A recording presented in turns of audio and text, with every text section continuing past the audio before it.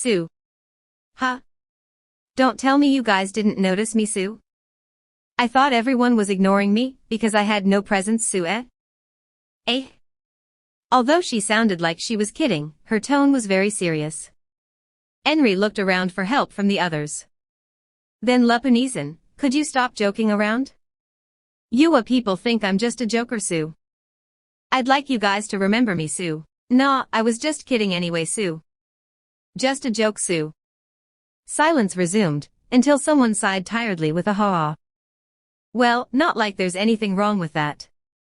So who's this little goblin? Could it be? Henry felt the goblins between her and Lupus Regina swapping annoyed looks.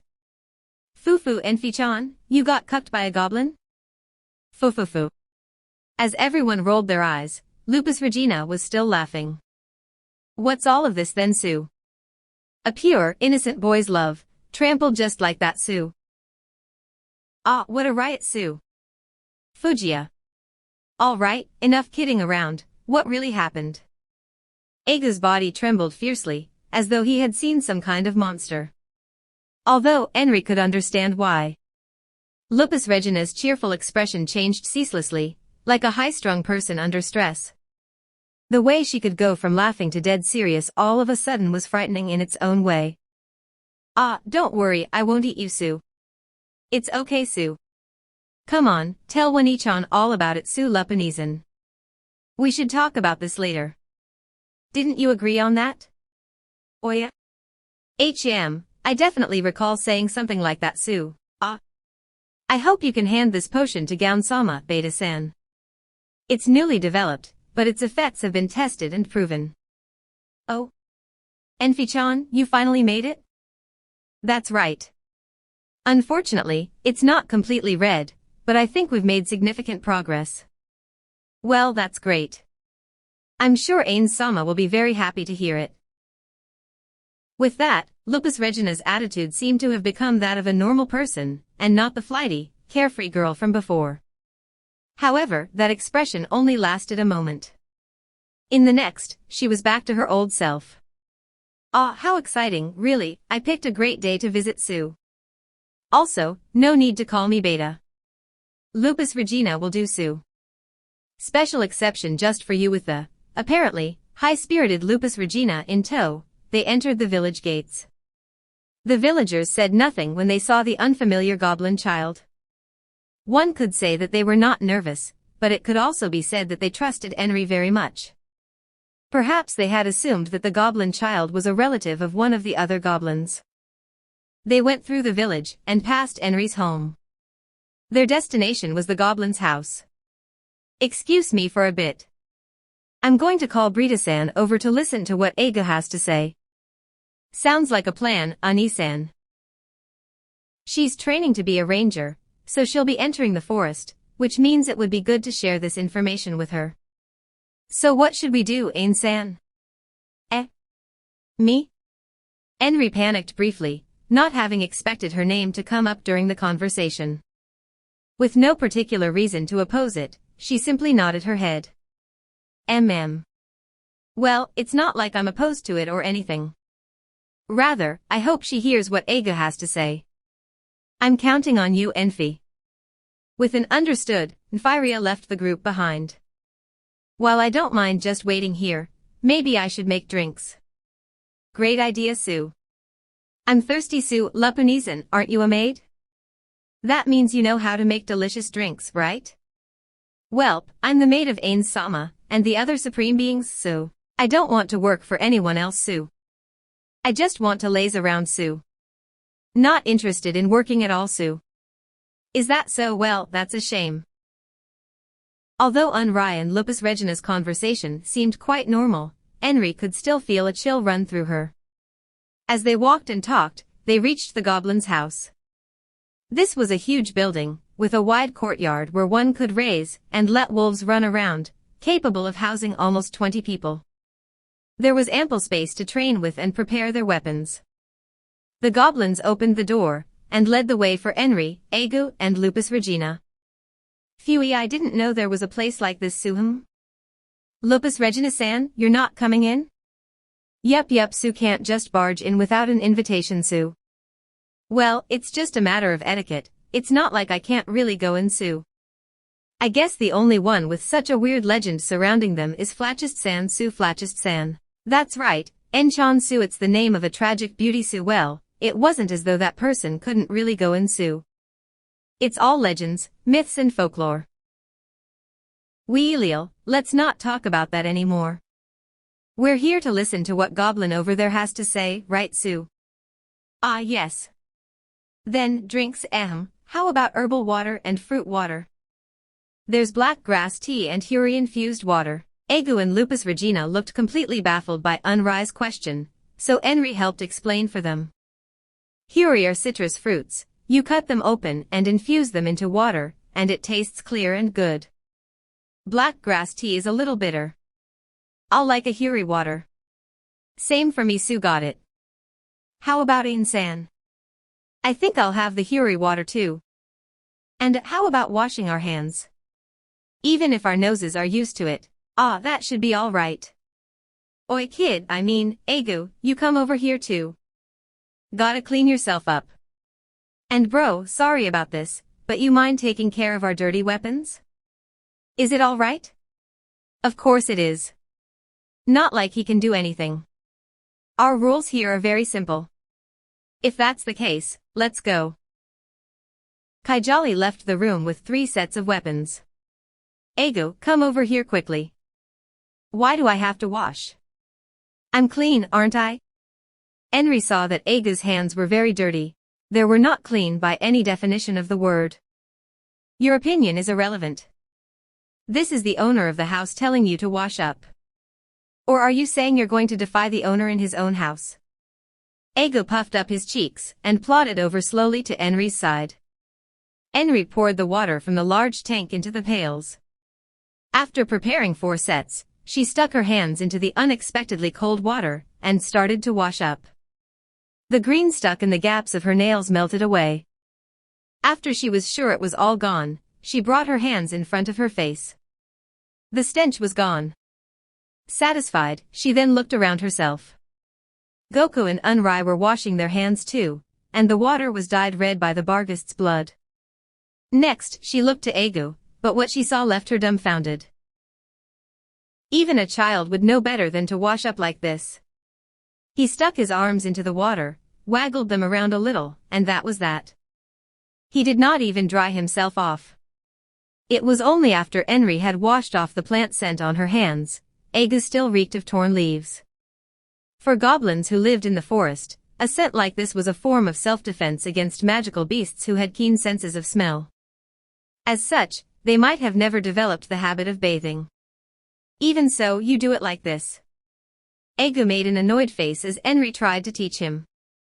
However, he thought of his own position, and what the other goblins had said earlier, and grudgingly, he started to thoroughly clean himself. That's right, you're doing great. Hey, after this, use this to wipe your body. Make sure you get all the blood off. Egu looked unhappy, but he still took the towel with damp hands, and used it to wipe himself off. So we just dump the dirty water outside? Yeah, just like that. Ain-san, go have a seat. We'll take care of the rest.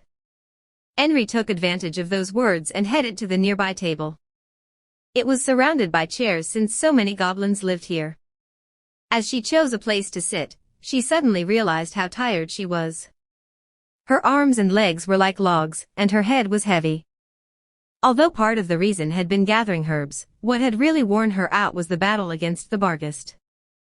All I did was watch. Enfi and the goblins were fighting, but they're still moving around after all that. Looks like I'm never going to be a warrior, or rather, Enfi's gotten stronger. Even though she knew that her childhood friend could use magic, she hadn't expected that magic to be so powerful.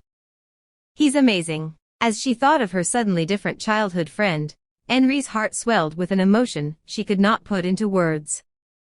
It was a mysterious feeling that seemed to be surprise, but then again it seemed like something else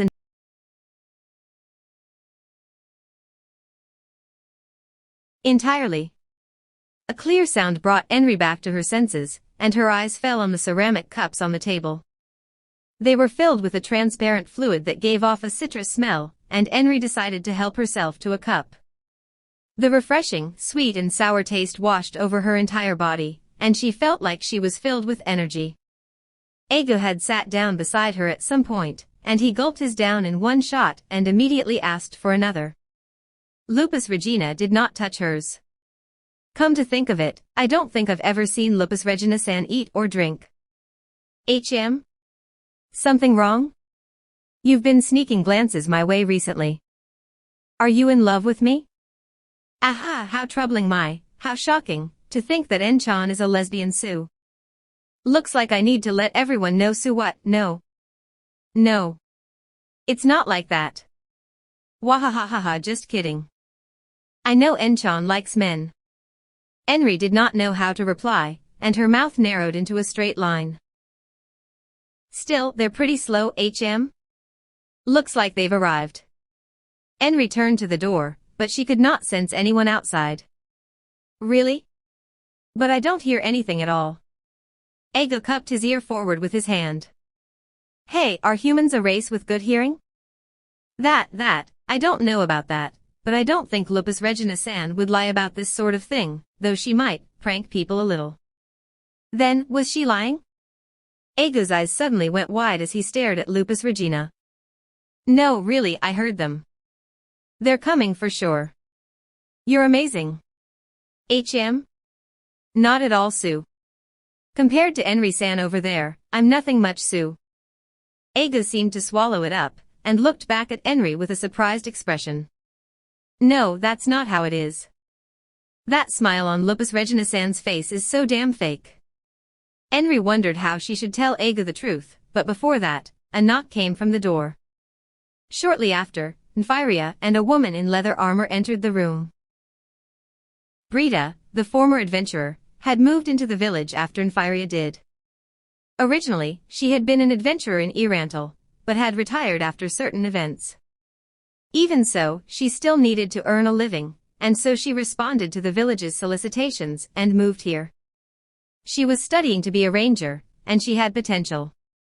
Even though she was weaker than Jug Emu, she was still one of the strongest people in the village, and the leader of the village's self-defense force, even though it could hardly be called that. They had brought her along because she led the defense force, and because she entered the forest while practicing her ranger fieldcraft. Ah, it really is a new goblin. No, I keep thinking from an adventurer's point of view, I shouldn't treat him as an enemy. Brita smiled bitterly.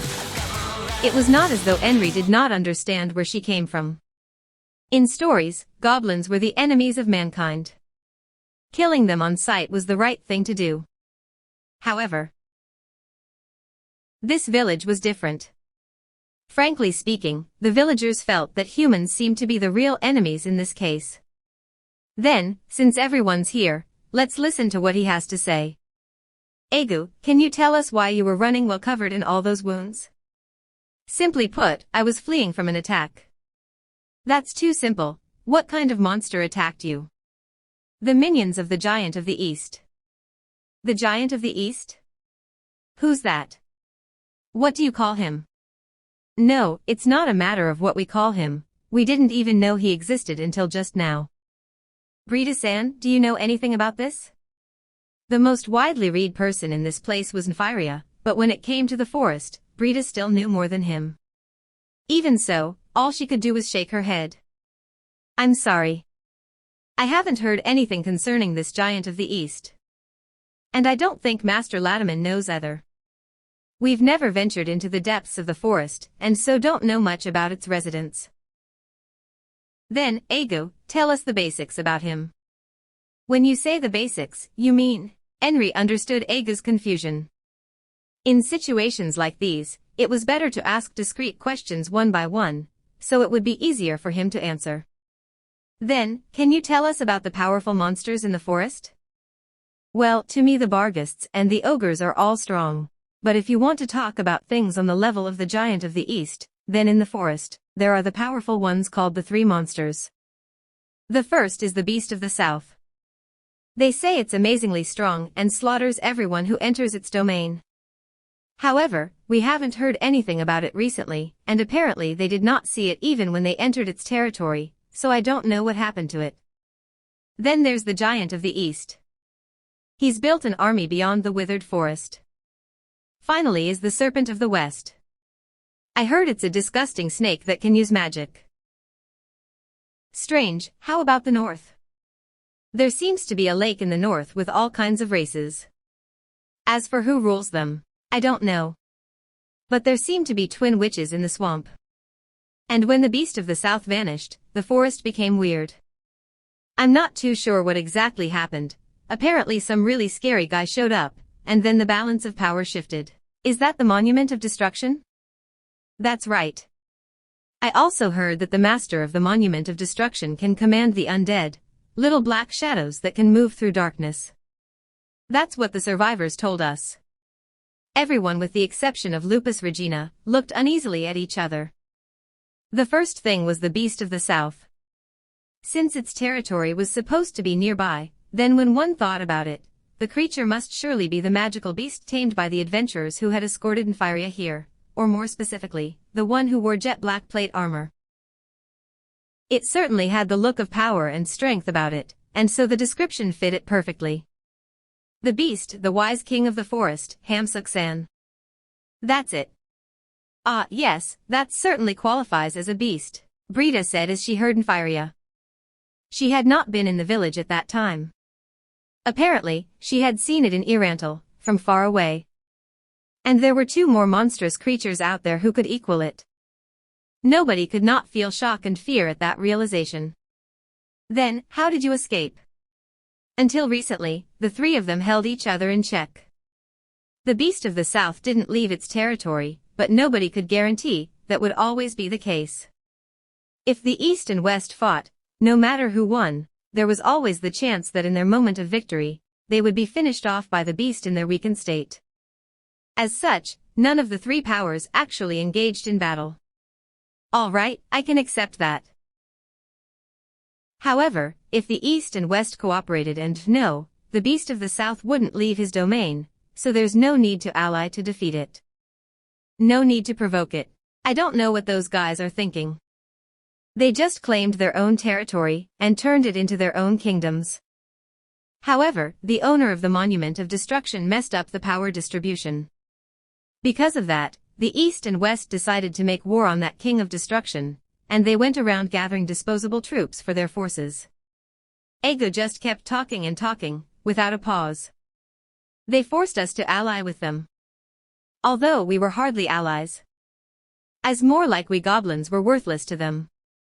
They used us up and threw us away, and if we messed up, we suffered. Because of that, we ran away. However, it didn't work, right? Yes, that's right. The Barghists and ogres came after us. We couldn't fight them, so we scattered. I fled in this direction with a few people into the Beast of the South's territory, but we didn't expect them to come in after us without hesitation. He said there had been a few people, but there had been no sign of anyone other than Egu. A pained expression drew across Enri's face, and Goku spoke.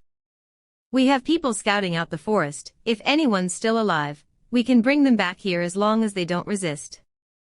Yes, there's that. Wolves' noses are very sensitive. Then the question is, besides the Barghist, what else is out there? Did they have friends that came over too? If it goes badly, the pursuers might end up coming all the way here. Oi Egu, what other monsters are there?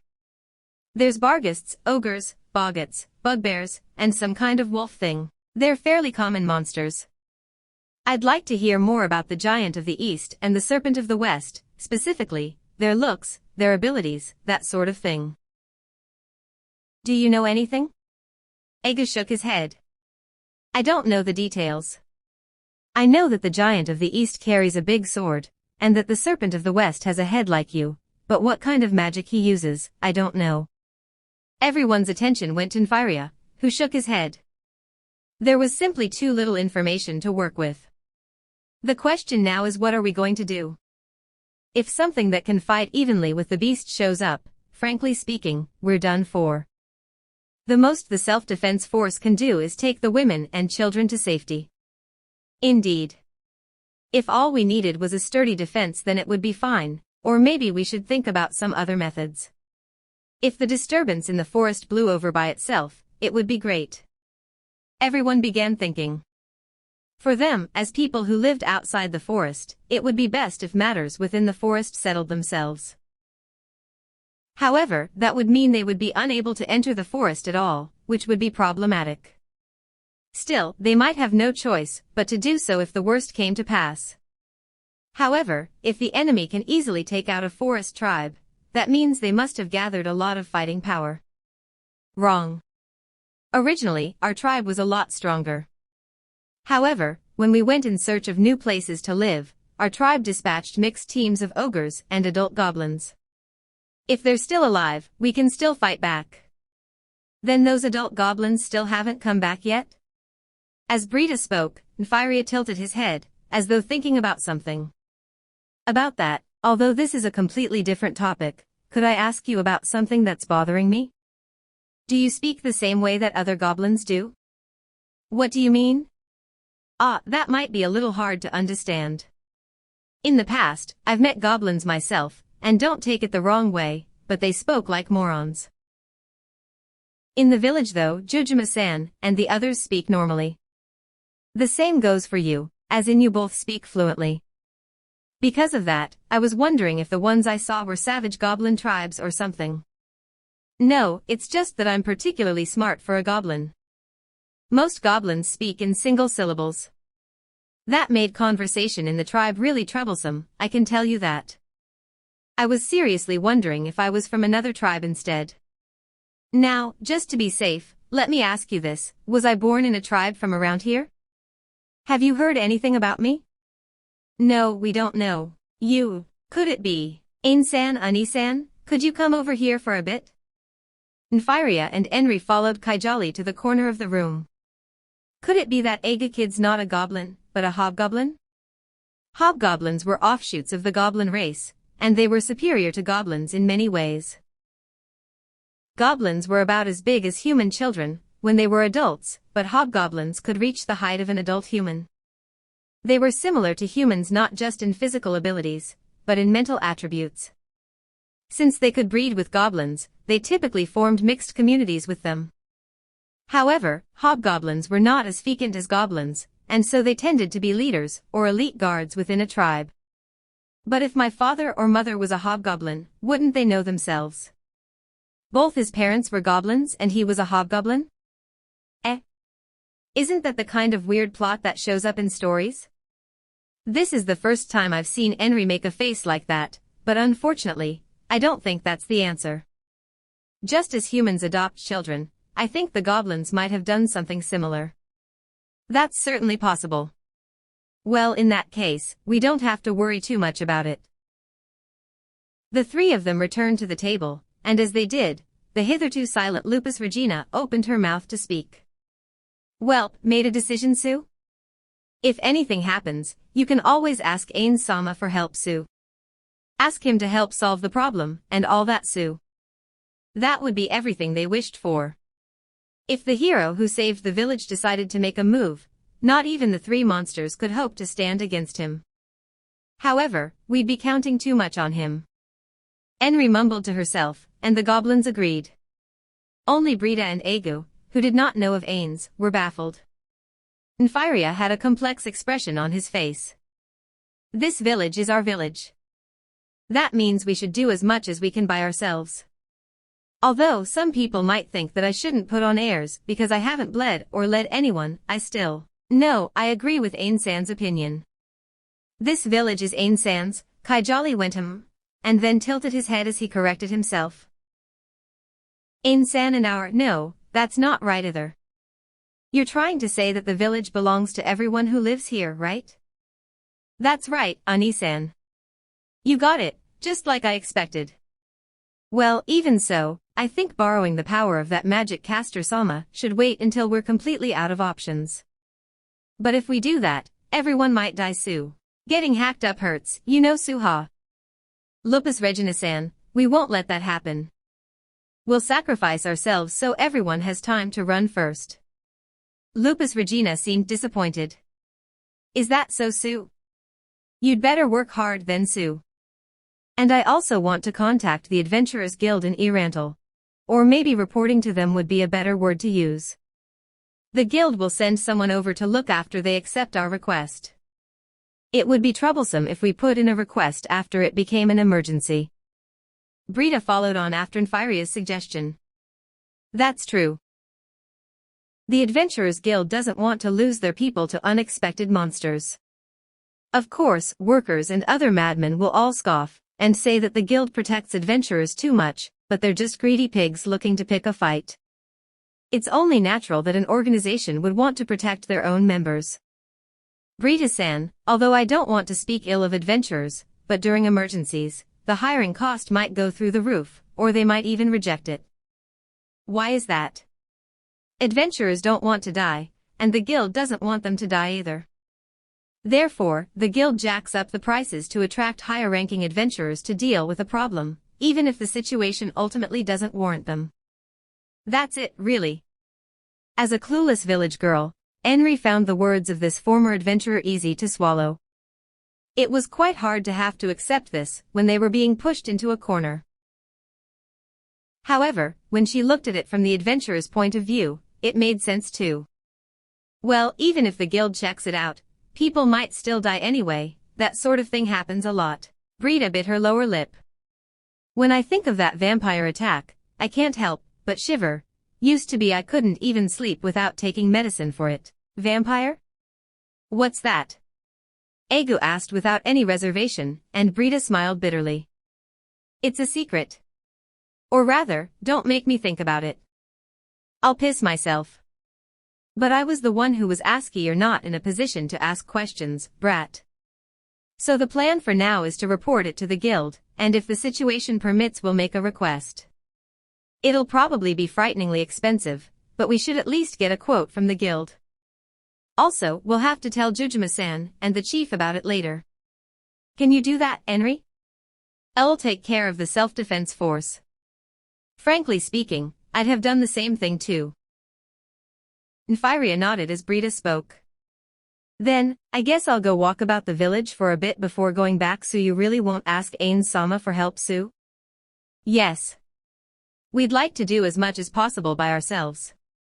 If possible, we'd like you to tell Gaon-sama that much. Got it, Sue. As Ego looked at Henry and Nfiria, who were moving off, a hard-to-describe feeling welled up within him. Just what's so great about that woman? Huh? The threatening tone in the adult goblin's voice made Ego's body tremble. Ego felt that the adult goblins were stronger than anyone else in his village. It was only natural for him to break out in goosebumps when threatened by them. Yet, this still could not overcome his childish curiosity. Are women really that great in this Karn tribe? From Ego's point of view, Henry did not seem particularly strong. Although she had some muscle on her arms and legs, it was nowhere near enough.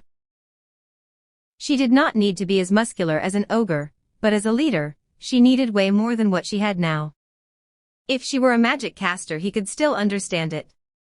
The female who became leaders in goblin tribes often used that mysterious power. However, that woman did not look like a magic caster. Frankly speaking, Ego did not understand why Henry was superior to the goblins. It's not like that. That hunter woman who came later was stronger than her, right? Well, Brita's not bad in her own way. But we're better. Ego's opinion of the grown goblin in front of him went up another notch. He was shorter than that woman, yet he had spoke with unyielding conviction. Surely there must have been a reason for his self-confidence. And then, that woman who appeared from behind you, she's not that strong either, is she? Though the way she showed up out of nowhere scared me to death. The adult goblin suddenly clammed up and stared at Ego. Sensing a strange pressure all over him, Ego nervously asked, what? What's with that woman? That woman who suddenly appeared, her name is Lupus Regina, and she's very dangerous. Since you'll be staying with us for a while, do not ever go near her or speak to her. It's for your own good. I get it. And I have to say this up front. Although it should be blindingly obvious, if you do anything to the people in the village, let's be honest here, you won't just get away with a scolding, you'd better be prepared to die.